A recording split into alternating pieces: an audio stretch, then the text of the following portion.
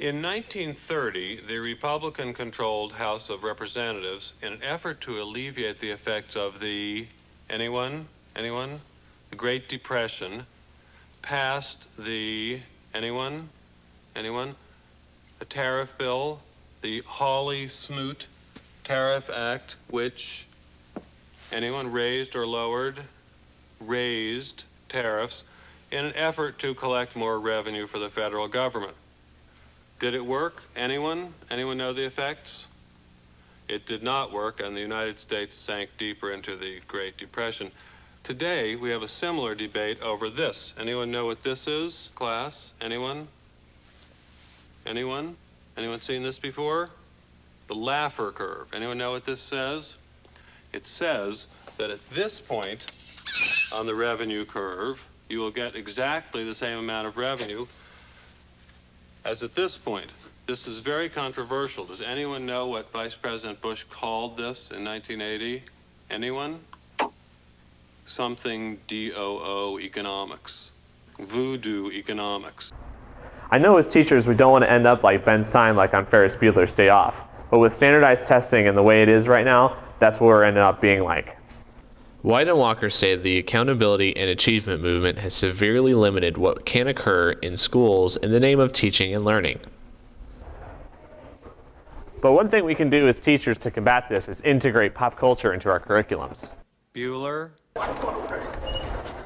Teachers can use many forms of pop culture to help build connections between the material and their own lives.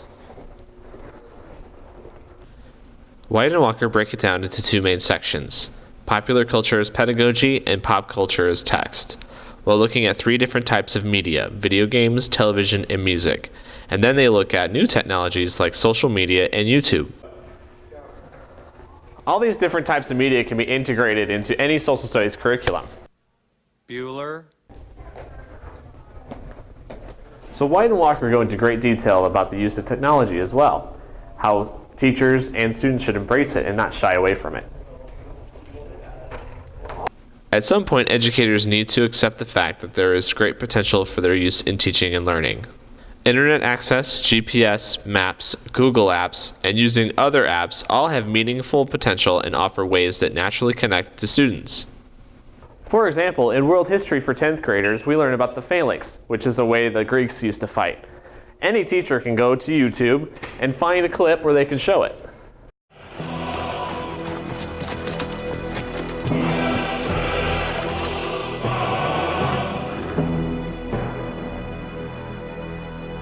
Spartans!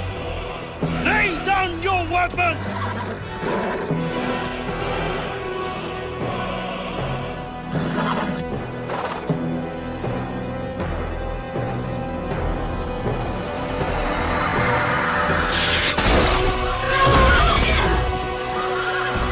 Persians!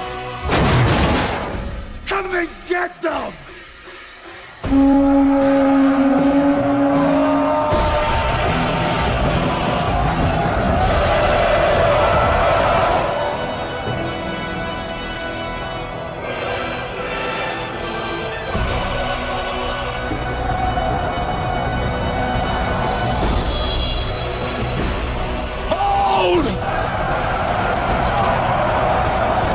Give them nothing, but take from them everything! Stay!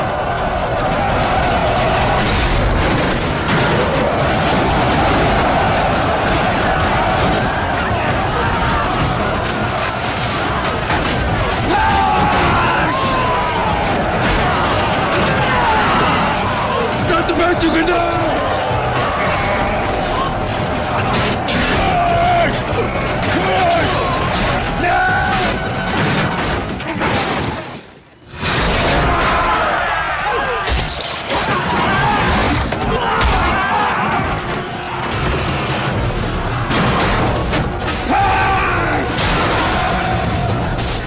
Bueller? However, be careful and use it as a supplement to your content, not as a filler. It's got to have a point to it. Bueller? So don't be like Ben Stein and Ferris Bueller's Day Off. Make that connection with your students and feel free to use pop culture in a classroom.